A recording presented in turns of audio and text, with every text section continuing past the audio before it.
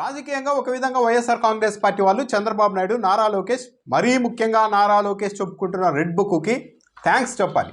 చంద్రబాబు నాయుడు నిజంగానే ఇవన్నీ వదిలేసి కేవలం పరిపాలన మీద దృష్టి కేంద్రీకరించి ఉంటే వైఎస్ఆర్ కాంగ్రెస్ పార్టీ ఇంత త్వరగా యాక్టివ్ అయ్యేది కాదేమో. రెడ్ బుక్ అంటూ రోజు కేసులు పెట్టడం, రకరకాలుగా వేధించడం, మీడియాలో రోజు అదే చర్చలు పెట్టడం, చేతల్లో కూడా చాలామందిని అరెస్ట్ చేసి లోపలేస్తూ ఉండడం, ఇవన్నీ చూసిన తర్వాత వైఎస్ఆర్ కాంగ్రెస్ పార్టీలో ఒక యూనిటీ, ఒక తెగింపు. ఇంతకు మించి ఏమవుతుంది? మహా అయితే 3-4 నెలలు జైల్లో పెడతారా? పెట్టేసి వద్దాం. రోజు భయపడుతూ ఉండాల్సిన అవసరం ఏముంది? ఒకసారి జైల్లో పెడితే ఆ తర్వాత ఉన్న భయం కూడా పోతుంది కదా అనే స్థాయికి వైఎస్ఆర్ కాంగ్రెస్ పార్టీ శ్రేణుల్ని, నాయకుల్ని తీసుకెళ్లిన ఘనత ఈ మిస్ రూలింగ్కే చెందుతుంది. దాంట్లో అనుమానం ఏం లేదు. ఇదంతా ఒక మిస్ రూలింగ్. భయం, ఒక మనిషిని భయం ఉన్నంతసేపు అదుపులో ఉంటారు. ఆ భయాన్ని పోగొట్టిన తర్వాత ఇంతకు మించి ఏమవుతుంది అన్న ధైర్యం వచ్చినప్పుడు అడ్డుకోలేరు. వైఎస్ఆర్ కాంగ్రెస్ పార్టీ వాళ్ళ విషయంలో చంద్రబాబు నాయుడు, నారా లోకేష్ ఈ రెడ్ బుక్ పుణ్యాన జరిగింది ఇదే. ఈరోజు వైఎస్ఆర్ కాంగ్రెస్ పార్టీ వాళ్ళంతా ఏమైనా కానీ అరెస్ట్ చేస్తే చేసేయండి, ఫస్ట్ అది రోజు భయపడుకుంటూ ఉండాల్సిన అవసరం ఏంది? అరెస్ట్ చేస్తే 2 నెలలు 3 నెలలు లోపల నుండి వస్తాము, ఆ తర్వాత చూద్దాం అన్న పరిస్థితికి వైఎస్ఆర్ కాంగ్రెస్ పార్టీ వచ్చేసింది. ఈరోజు జగన్మోహన్ రెడ్డి వల్లభనేని వంశీని పరామర్శించేందుకు వెళ్ళారు. అక్కడికి విపరీతంగా భారీ స్థాయిలో వైఎస్ఆర్సీపీ కార్యకర్తలు, నాయకులు కొద్ది రోజులుగా ఎక్కడెక్కడున్నారు వీళ్ళంతా? చంద్రబాబు నాయుడికి, నారా లోకేష్కి రెడ్ బుక్కు భయపడి దాక్కున్నారు అంటూ తెలుగుదేశం పార్టీ వాళ్ళు ప్రచారం చేసుకుంటున్న నాయకులు కూడా ఈరోజు అక్కడికి వచ్చారు. కొడాలి నాని మీద కూడా ఇలాంటి ప్రచారం చేస్తూ వస్తున్నారు. కొడాలి నాని అధికారంలో ఉన్నప్పుడు రకరకాలుగా మాట్లాడారు. ఇప్పుడు ఎక్కడున్నారు? దాక్కున్నారా? భయమైందా? అది రెడ్ బుక్ అంటే అంటూ మాట్లాడారు. అక్కడే జైలు వద్దే మీడియాతో మాట్లాడారు, కొన్ని మీడియా ఛానల్తో.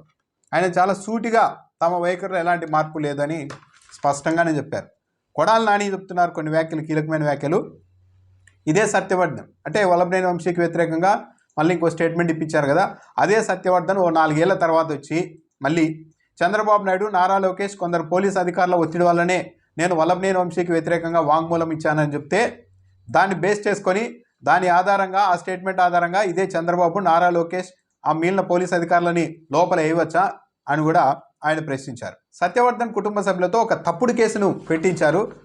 వంశీని ఉదయం అరెస్ట్ చేసి సాయంత్రం సత్యవర్ధన్ దగ్గర స్టేట్మెంట్ తీసుకున్నారంటే దీన్ని బట్టే స్పష్టంగా ఇదంతా ఒక ఫాల్స్ కేసు అన్నది అర్థమవుతుందని అని కూడా చెప్పారు ఆయన. ఈ ఎల్లో మీడియాకు, చంద్రబాబు నాయుడుకు, నారా లోకేష్కు వీళ్ళందరికీ ఒక ఆశ ఉంది. రోజు డిబేట్లు పెట్టి కింద మీద పడి కొట్టుకుంటున్నారు, కింద పడి గిలగిలా కొట్టుకుంటున్నారు. ఎలాగైనా సరే వంశీని, కొడాలి నానిని, పేర్ని నానిని, జోగి రమేష్ను ఇలాంటి కొందరిని అరెస్ట్ చేసి లోపలేయాలని గిలగిలా డిబేట్లు పెట్టి మరి వీళ్ళంతా కొట్టుకుంటూ ఉన్నారు. అరెస్ట్ చేస్తామంటున్నారు కొడాలి నానిని కూడా అన్న ప్రశ్నకు వంశీని అరెస్ట్ చేశారు. ఏమైంది? వంశీ ఏమైనా చచ్చిపోయాడా? ఇంతమంది పార్టీ వాళ్ళు మద్దతుగా ఇక్కడికి వచ్చారు కదా, నేరుగా జగనే వచ్చారు కదా, వల్లభనేని వంశీ వాల్యూ పెరిగింది కదా, వంశీకి ఈ గతి పట్టించిన వారిని ఎవరినైనా సరే వదిలిపెట్టేది లేదు అని ఇప్పుడే జగన్మోహన్ రెడ్డి కూడా చెప్పి వెళ్ళారు కదా. నన్ను అరెస్ట్ చేసినా ఇంతే జరుగుతుంది, జగన్ ఉంటారు, పార్టీ మాకు అండగా ఉంటుంది, అది చాలు మాకు. జగన్మోహన్ రెడ్డి ఇప్పటికే చెప్పారు 2.0 ఏంటో చూపిస్తామని. కంగారేముంది? ముందు వీళ్ళందరికీ ముసళ్ళ పండగ ఉంటుంది, అరెస్ట్ చేస్తారా? చేయండి, అది చూద్దామంటూ కూడా మాట్లాడారు. జైలు దగ్గర ఆంక్షలు విధించడం పైన కూడా స్పందించిన కొడాలి నాని అరచేతిని అడ్డుపెట్టి సూర్యకాంతిని ఆపగలమా అని ప్రశ్నించారు. ఇవన్నీ పకోడీ కార్యక్రమాలు వీళ్ళు చేస్తూ ఉంటారు, ఇలాంటివన్నీ పట్టించుకోవాల్సిన అవసరం లేదని కూడా చెప్పారు. పకోడీ అన్న పదాన్ని మళ్ళీ వాడేశారు. దొంగ కేసులు పెట్టిన వారందరి సంగతి తేలుస్తామంటూ జగన్మోహన్ రెడ్డి ఇప్పటికే స్పష్టంగా చెప్పారు. అయితే ఈసారి ఏది మర్చిపోయే ప్రసక్తి లేదు. అట్టు పెట్టిన వారికి 1.5, 2.5, 3.5 వాళ్ళ స్థాయి బట్టి అందరికీ కూడా రిటర్న్ ఇస్తామని కూడా కొడాలి నాని చెప్తున్నారు. చావడానికైనా సిద్ధపడే ఉన్నాం, చచ్చినా సరే మేము జగన్మోహన్ రెడ్డితోనే ఉంటాం, జగన్మోహన్ రెడ్డిని వదిలి వెళ్ళే ప్రసక్తే లేదని కూడా కొడాలి నాని చెప్తున్నారు. తమ పైన దొంగ కేసులు పెట్టి వేధిస్తున్న వాళ్ళందరినీ ఇదే జైల్లో జీవితాంతం ఉండేలా కూడా చూస్తామని కూడా ఒక గట్టి వార్నింగ్ ఇచ్చారు. ఇప్పటికే 3 కేసులు పెట్టారంట కదా అన్న ప్రశ్నకు 3 కాకుంటే 30 కేసులు పెట్టుకోమనండి, ఏదైతే అది అవుతుంది, మేమైతే వెనక్కు తగ్గే ప్రసక్తే లేదని కూడా కొడాలి నాని చెప్పారు. అంటే వైఎస్ఆర్ కాంగ్రెస్ పార్టీ నాయకులంతా ఒక మానసికంగా ఒక స్థితికి వచ్చేశారు. ఇక ఇదంతా అయ్యేది కాదు, కానీ అరెస్ట్ చేస్తే చేయనియండి, అది కూడా చెప్పారు. అరెస్ట్ చేస్తే మహా అంటే 2 నెలలు 3 నెలలు లోపల పెడతారు, అదే పెట్టాలన్నది వాళ్ళ ఆలోచన.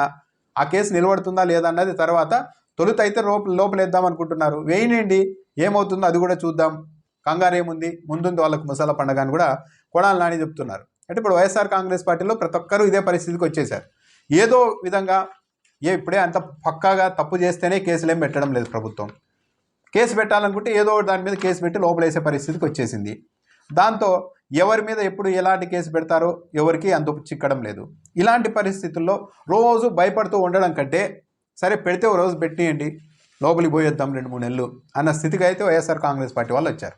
కొడాలి నాని కూడా ఈరోజు స్పష్టంగా సూటిగా అదే చెప్పారు, ఏం చేస్తారో చేయండి, కాకపోతే ఈసారి మర్చిపోయే ప్రసక్తే లేదు, మీకు ఇంతకు అంత రిటర్న్ గిఫ్ట్ అయితే ఇస్తామని కూడా కొడాలి నాని చెప్తున్నారు. ఒక విధంగా ఒక రాజకీయ పార్టీ అంటే పరిపాలన మీద కంటే ప్రతీకారం మీద ఎక్కువ దృష్టి పెట్టినప్పుడు ఒక అధికార పార్టీ ఇలాంటి చెడు ఫలితాలు ఉంటాయి.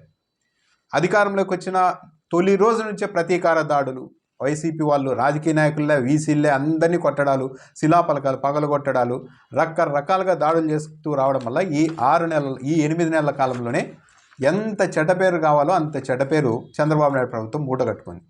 వీళ్ళంతా కేవలం తమలో ఉన్న ప్రతీకారేచ్ఛను, వాళ్ళలో ఉన్న కసిని తీర్చుకోవడానికి తెలుగుదేశం పార్టీ వాళ్ళు ఏకంగా అధికారాన్ని పణంగా పెట్టేశారు అన్న దాంట్లో మాత్రం ఎలాంటి అనుమానం లేదు.